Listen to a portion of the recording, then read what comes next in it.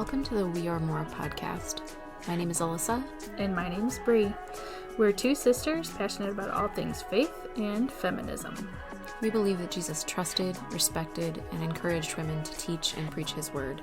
And apparently that's controversial. Get comfy. Happy post-Christmas. Happy holidays. It's a doggy dog Christmas. That is a classic in our family. Yeah, it's a great song. If you haven't heard that one, it's by Snoop Dogg.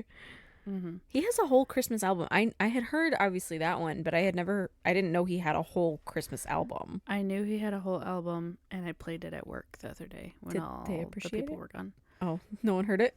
Well, the team heard it. Oh. And yeah, they were hip hopping for Christmas. Well, today for us is Christmas Eve. We got up early. We got a coffee. And a very, very necessary coffee. Yeah. But it is Christmas Eve, and we have many a thing to do today. At least 10. At least 10. Mm-hmm. But we wanted to make sure that we recorded, because if we don't record now, you guys are not getting an episode on Thursday, and I know how much you depend on us and our joyous voices. Because what we will be doing on Thursday is the day after Christmas shopping spree. We're very excited. It's one of my favorite days of the year. I know. Alyssa and I get together, specifically her and I, but whoever else wants to join us, they're allowed to, but they're not allowed to judge. That's true. We have strict rules. And we go out and we buy the clearance wrapping paper and the tags and the bows and the boxes and the packages, boxes and bags. And the decorations. And the little Christmas-themed gifts that we hoard away for the next year. Like soaps and yeah, just silliness that you give to the people that you don't really know what to give them. Mm-hmm. And now you've got a whole box of things to give them. Yeah. Except don't store it in your garage, because little mouses will come and chew on your soaps. We've had that happen. Also, I think it's hilarious that you're like, Alyssa and I get together as though we have to go very far. I walk down the hall, here's Bree, we leave. Alyssa and I walk down the hall, look at each other, say, Starbucks and go! It's a no makeup sort of day. Mm-hmm. Yes. It's a get something ridiculous for lunch and dinner sort of day. I'm not going to say girly food, but like food that we want. Yeah. Like a... tacos, salsa, and sushi. margaritas. Ooh, sushi. Margaritas. We could have sushi, salsa, chips, and margaritas. I It'll love be that. a weird Yes. sort of day.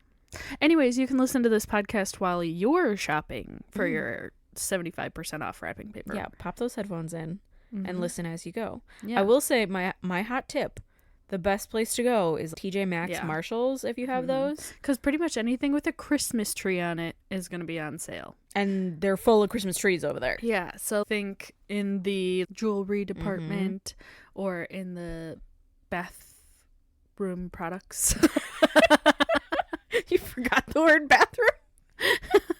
It's like toiletries. I don't know. It expands more. I don't know. If I find a Q-tip with a Christmas tree on it, it's on sale. Now, if you wait a couple days, yes, it goes on more sale. Mm-hmm. So, like, eventually Target hits 90% off on their Christmas stuff and whatever. But there will be nothing left. There's nothing. So, hit it up the day after. Get the stuff that you really want. Because TJ Maxx will have some really amazing Christmas decorations. I feel like we go to TJ Maxx, we go to Michael's, a Joann's if we're nearby. Yeah. Costco and Sam's Club are also pretty good, Yeah. but they're far for us, so we don't always go there. But we could go to Sam's Club and get their sushi. So yeah, that's what we will be on Thursday as you listen to this. I encourage you to do the same. Yeah, we really like to, pack a lot into 3 days. We do. Christmas Eve, Christmas Day, post-Christmas shopping Honestly, spree.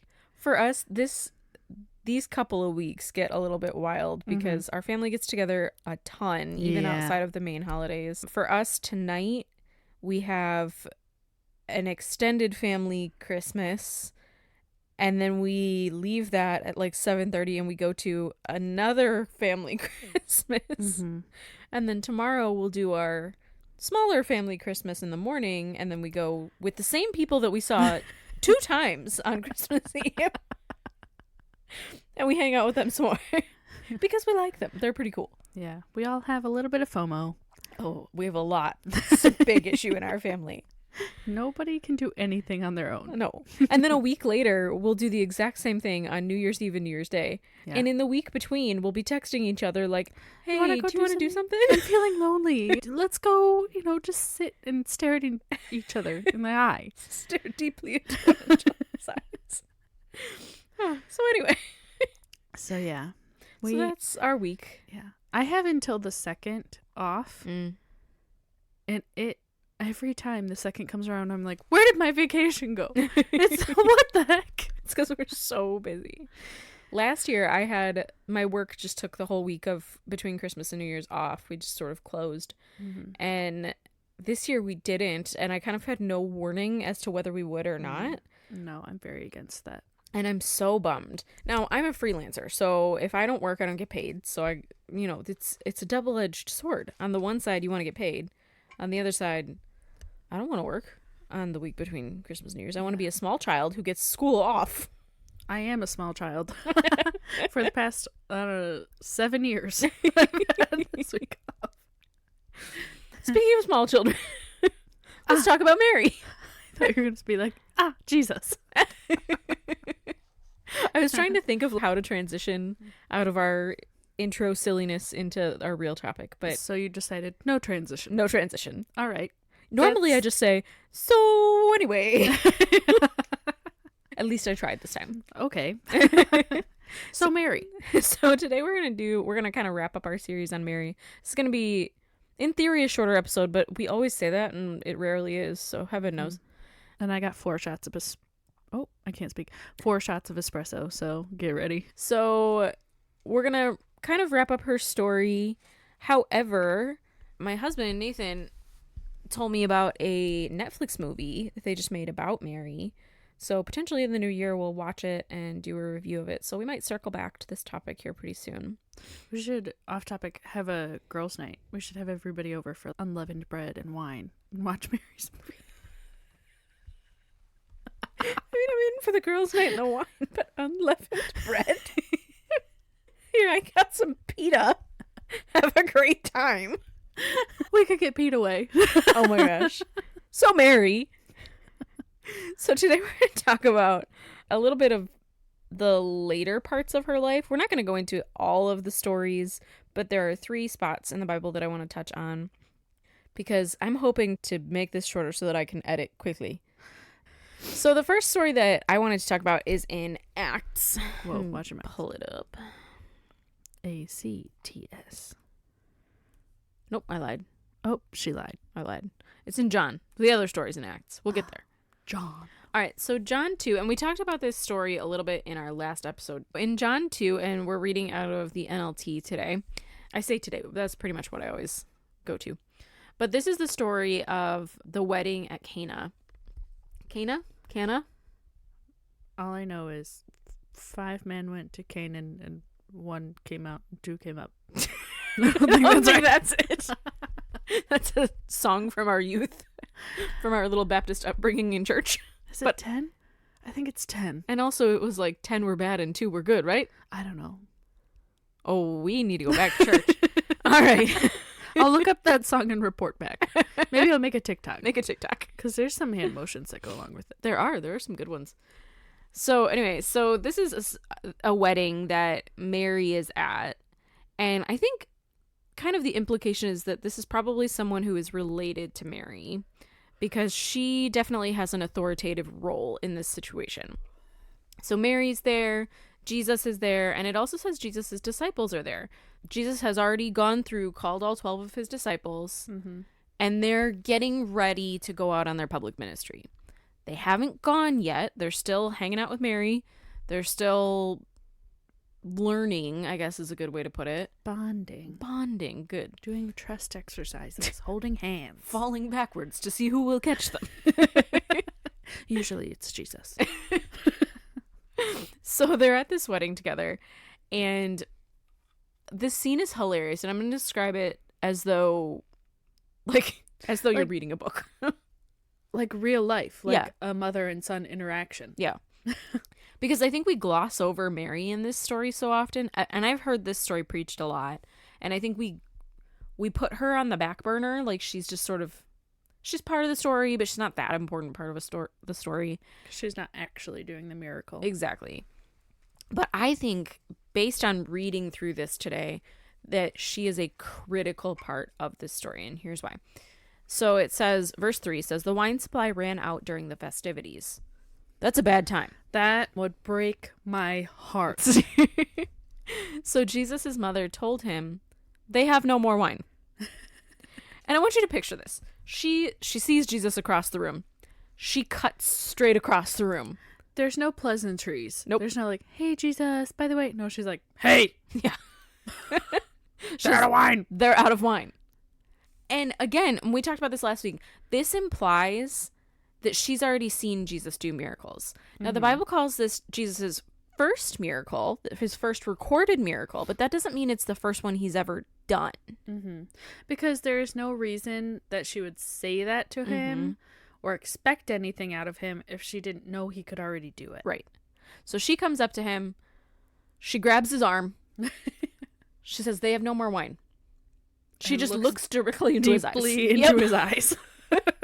His disciples are all around him, and they've never seen a miracle, remember? Probably. So they're just like looking at each other awkwardly. They're like, Like, okay. oh, that's the tea. Okay.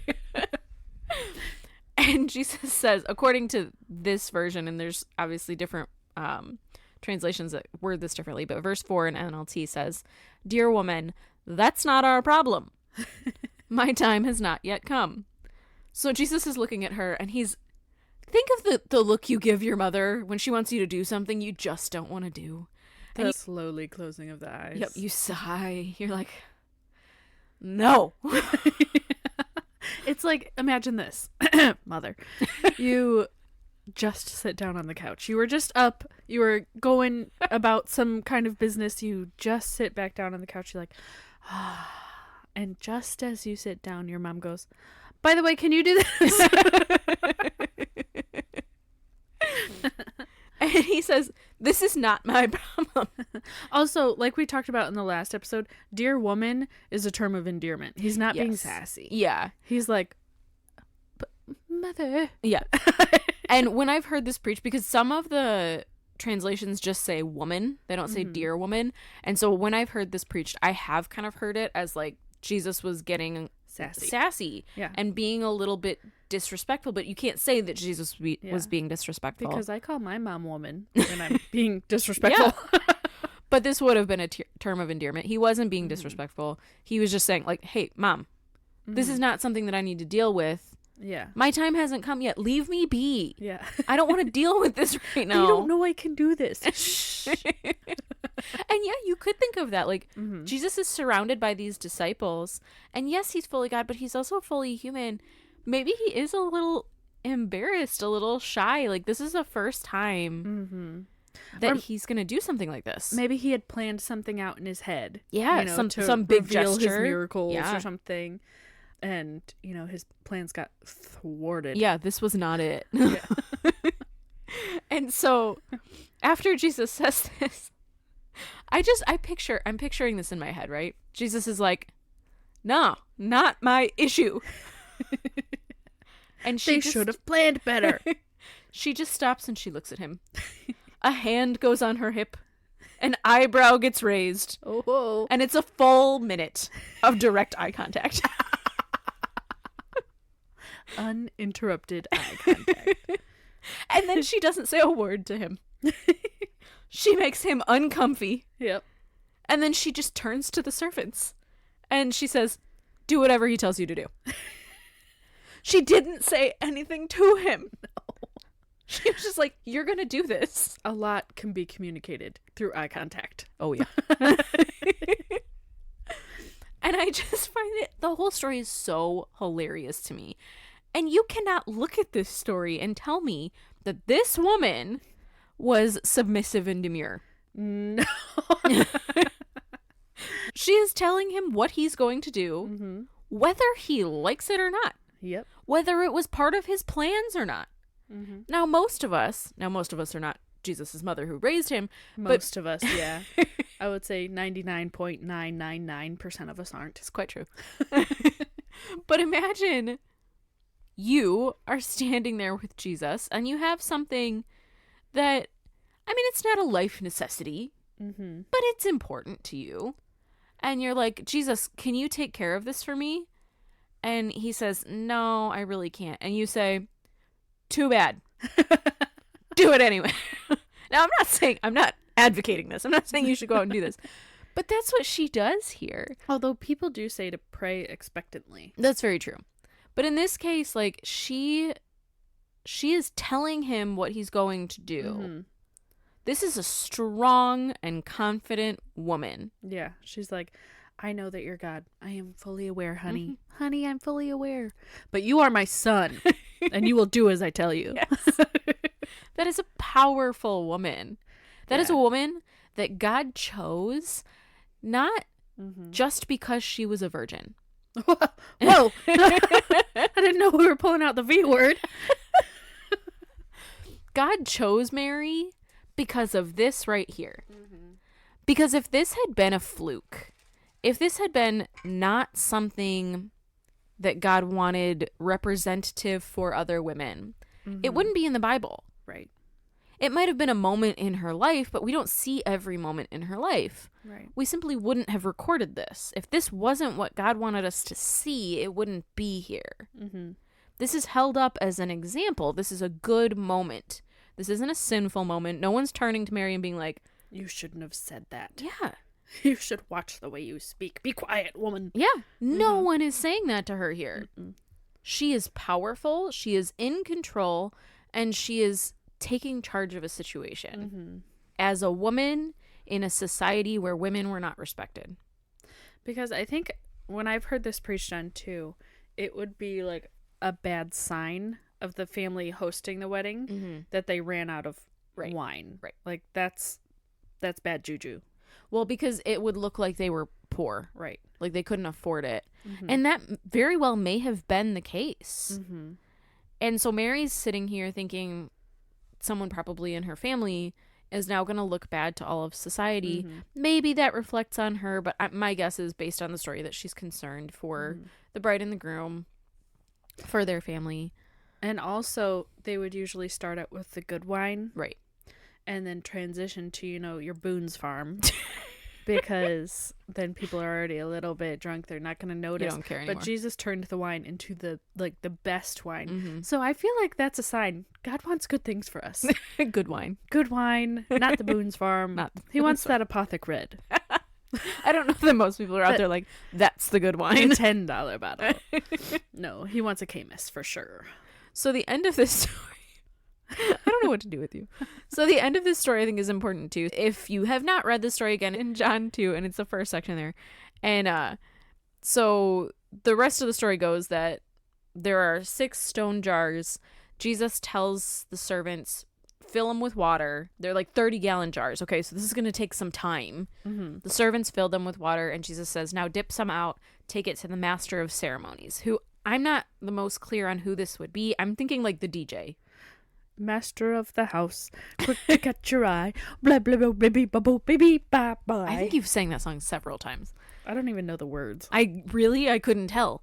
Well, it's not the bride or the groom. It's not the father or the mother. It's the wedding planner. It's something along those lines, because this person says in surprise, a host always serves the best wine first, but essentially here you've you saved the best for last. Yeah. So that's what has happened here. So then I want to skip down to verses 11 and 12, and I'm going to read them real quick. I wish you would. I will. It says, this miraculous sign at Cana in Galilee was the first time Jesus revealed his glory, and his disciples believed in him. So let's stop at verse 11 there, because I think both of these verses are important to Mary's story. Obviously important to Jesus' story as well, but important to Mary's story. Right. And his disciples believed in him. Now, when Jesus called his disciples, they had to have probably had some level of belief in him, right? Because otherwise, you're not going to drop your fishing nets and go. I was just going to be like, you're not just going to not be fishers of men. Come on. But they probably didn't have full faith. I mean, you can even see later on that they still don't have full faith. We've all seen the Santa Claus when they say, believing isn't seeing, seeing is believing, or strike that, reverse it. But now they've seen. Right. So they have doubts. They have serious doubts, more than likely. Now, it doesn't say that, but they're you would human. assume. Right. They're human. Like, think about you and me. Like, obviously, they believe enough to drop their entire lives and follow Jesus. Or they're straight up crazy. Or they've, done the drugs. But but this is a whole new level of belief because they've seen what he can do now. But remember that they were headed out to public ministry. Now, I'm not going to say immediately after this they were headed out on the path, but soon after this story, they were headed out to public ministry. Jesus, in this story, was not going to do this miracle. This was not the plan. Now, you can argue that Jesus is fully God, so he knew that this would happen, etc., etc. But based on his words, he was not planning to do this. So, him and his disciples would have gone out into public ministry with his disciples having major doubts. Likely.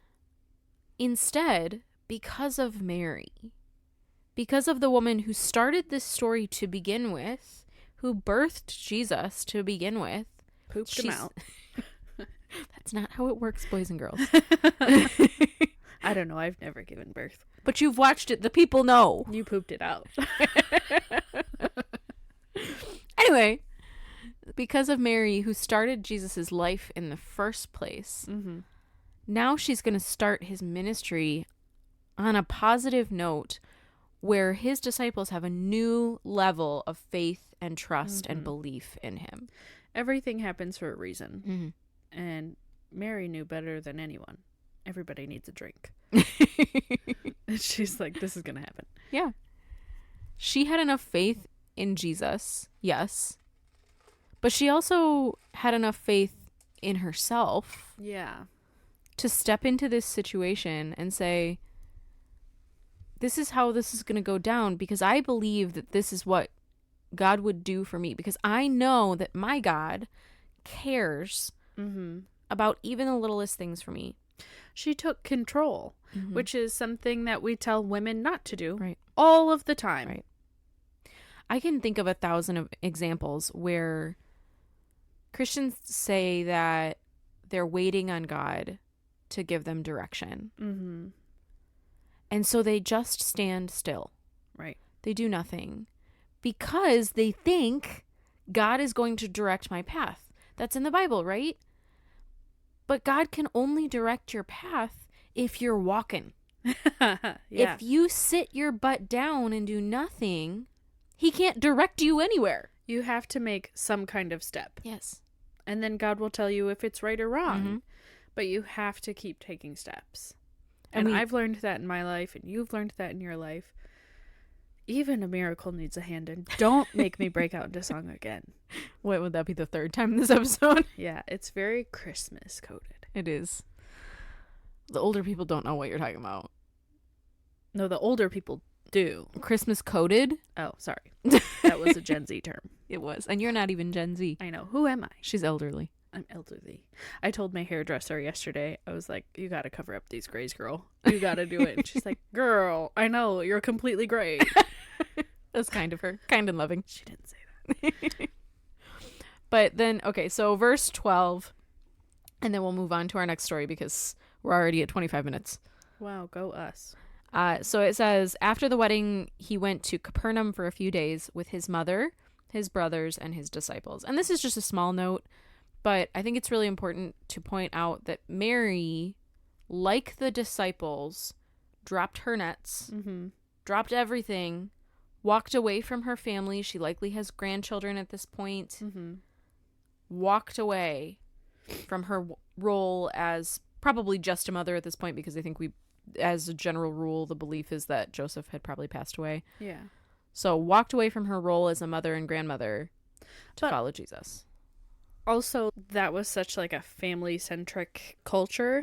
It wasn't just she was a grandmother. Think like your aunts, your uncles, your, you know, your cousins, like your whole, that's part of who you are, Mm-hmm. is being part of that big family and walking away from that.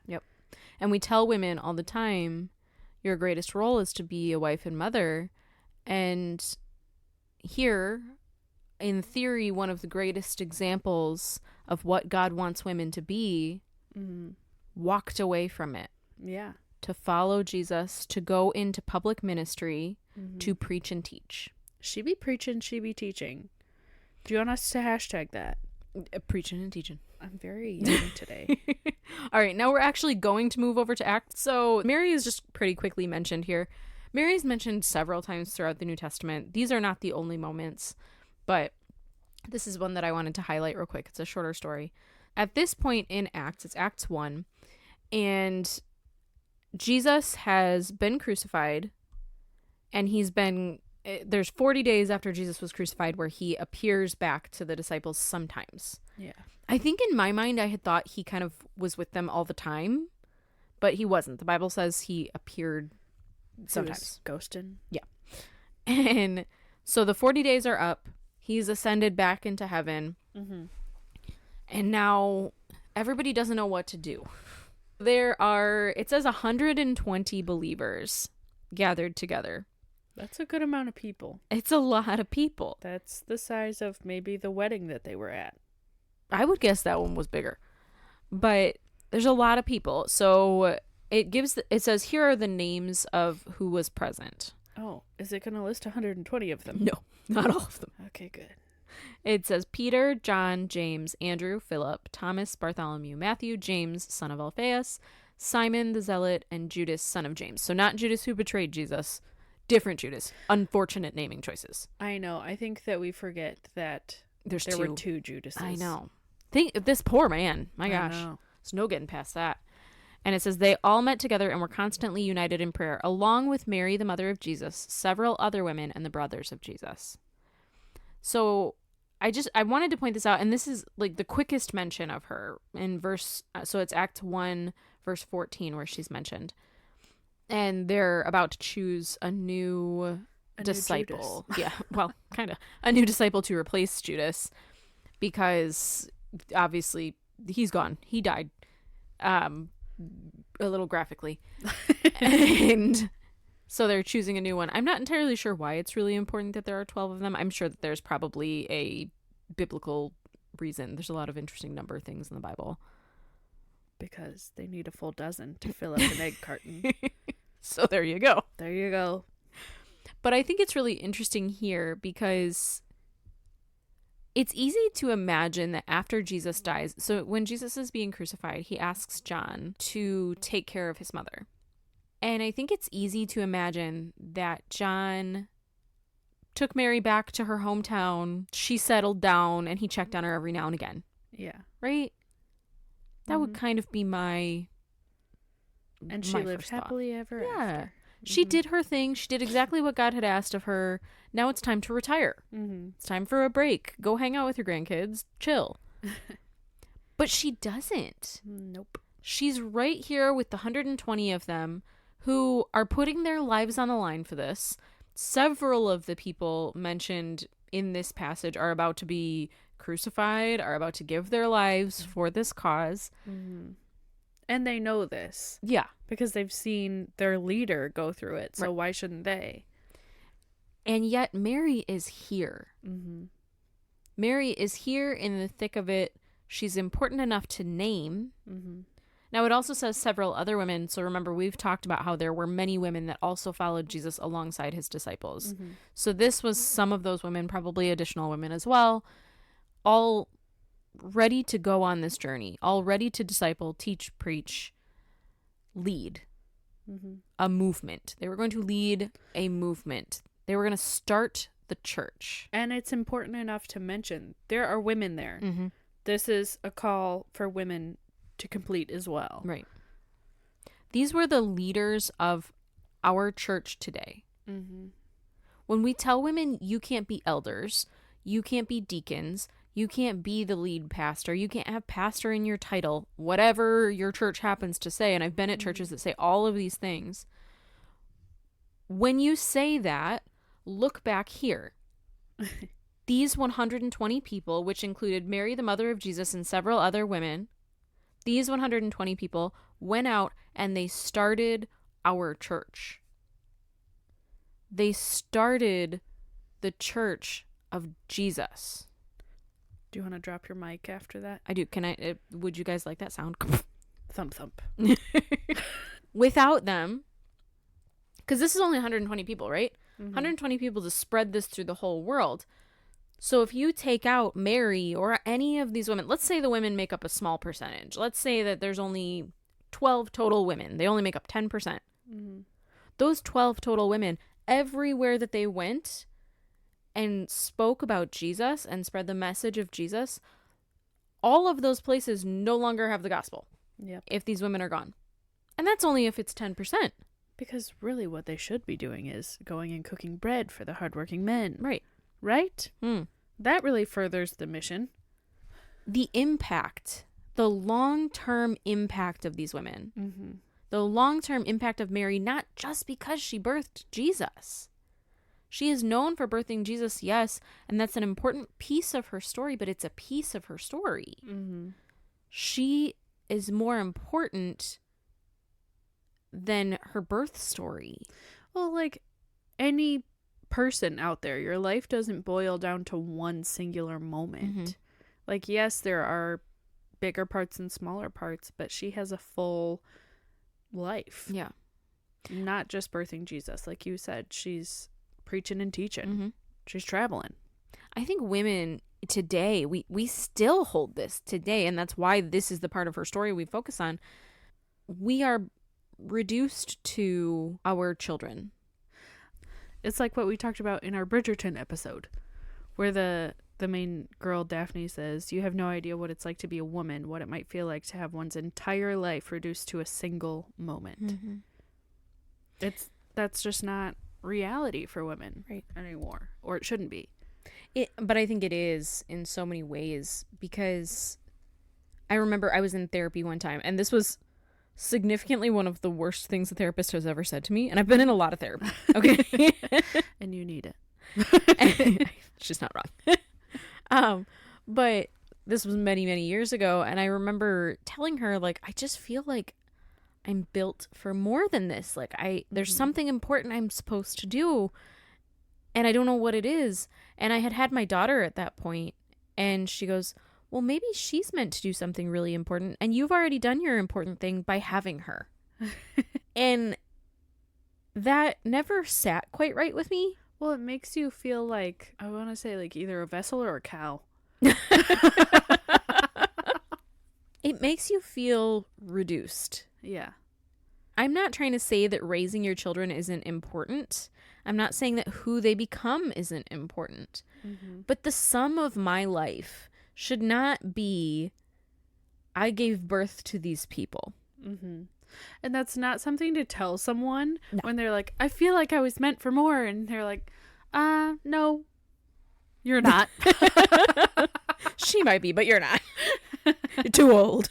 Also, I was like 25 at this point. Yeah, I think women deal with this all the time, that we are our children. Yeah. Instead of being who we are, instead of having a purpose on our own, we are our children. And yet you see examples in the Bible constantly, absolutely all the time, Mm-hmm. of women walking away from those duties Mm-hmm. and walking toward what God is asking of them. Now, I'm not saying those two things can't combine. Mm-hmm. I'm not saying you can't be a great mother plus also do what God is asking of you outside of that. But remember that there's a plus also. Remember that it's, I would say every time, not just about you being a mom. Mm-hmm. Not just about you raising your kids. It's an important thing. Well, think But about it's not the only thing. what you would want for your daughter. You want her to live a big, beautiful life. You want her to be fulfilled. You want her to achieve all her dreams. You should want that for yourself, too. Mm-hmm. Treat yourself better. Yeah. I think it lines up in a big way with what we've talked about with feminism before. Every generation seems to be able to take a couple steps further and right now I feel like we've taken some steps back, but as a general rule, like I look at my grandmother's life and how she had to live because both society and her faith expected a certain thing of her. Yeah. You know, she had to live a very submissive lifestyle, not because that was her personality, and I can tell you for absolutely sure that it was not. Grandma. But because instead that's what was expected of her. And so she had to do that for a time. And then I look at my mom, who preached it but didn't live it. Mm-hmm. She said submission is how you're supposed to live. The man is supposed to be the leader of the household because it's what society and her religion expected of her, but she didn't actually live it out because she could take another step further. Mm-hmm. She could move out of the way she was raised just a little bit. Yeah, her and Dad are partners. Right. And then I look at you and I and what we can do now. We don't have to preach it or live it. Now, it's still part of us because it is in a way the way that we were raised. Yeah. And it, for me, it's been something I've had to move past in my marriage and like let go of. And it's hard to let go of because you do feel like, well, I'm being a bad Christian wife. Maybe that's the reason why I'm not married right now. Could be. Also could be that you keep meeting men who want to marry you after 3 seconds. And this is not Bridgerton. I need someone who has just like just an ounce of patience And sanity. Yeah. But and then I look at what my daughter will get to grow up in, Mm-hmm. and she wasn't even taught this stuff. Yeah. Now, it's not that she'll never hear it. It's not that she'll never experience it, but she was never taught it as what's right. I think it's so cool when I sit there and I watch like a movie or something with her that's a little bit older and you hear something like, oh, women just belong in the blah, blah, blah. And she picks up on that stuff too. And she's like, well, that's a lie. Yeah, she's very sensitive Well, to it. that's not very feminist. Well, we talk about this. We don't talk about like the nitty gritty of it with her, but it's definitely a topic that comes up, and she picks up on everything. So it's very cool to see her grow up strong in a way that I don't think any of us ever got to grow up. Yeah. Strong and like absolutely free. Yeah. That child is doing whatever she wants. She's the most confident person I've ever met. So there is another section that I kind of wanted to talk about, but we're running over time a little bit. But just the quickest little bit here. In Revelation 12, which I'm not going to read because it is wild. Look that up on your own Look it up. time, Yeah. and then don't read it right before bed. Yeah, it's a little spooky. But there's a woman mentioned in Revelation 12, and, you know, whether you want to argue that this is an allegory or I think it's hard to argue that it's literal, but it talks about a woman giving birth, and she's giving birth to essentially the person that's going to save the world, and then there's a dragon. The dragon wants to eat the baby. It's a whole thing. And it doesn't specifically say it's Mary, but according to Catholic tradition, generally it's believed that it is Mary. So that's a random little one, but I did want to kind of mention it just because it's fascinating. And if you want to read into it, I would love to do some more research on Revelation, but frankly, it scares me. So there's that. Honestly, I don't know that I can. I need my sleep. I can't have nightmares. It would be a big nightmare-inducing thing. So next week, we're going to retell our stories. Oh, I forgot about that. Crap. We've been talking about this for a month. I know. I just got to figure out what my life's about. So Bree's going to do some massive soul searching in the next week. I'm going to hire a therapist. So we're going to be talking about that mostly, frankly, because the sound quality on our first episode sucks. Bree and I are, in theory, are going to be buying each other new microphones for our Christmas gifts to one another. Happy Christmas. Huzzah. Happy Christmas. So we hope you guys had a great Christmas and have a great New Year's. We will see you after the New Year. In 2020. Will we? Hang on, let me look. Yeah, we'll see you in 2025. All right. Suckers. So, future folks, we'll see you then. I hope you get everything you ever dreamed of. World peace, dreams, love, joy, peace, patience. So the Beatitudes. I Happy hope you get the Christmas. Beatitudes. All right. Happy Christmas, Harry. We'll see you next week. Bye, love you. I love you.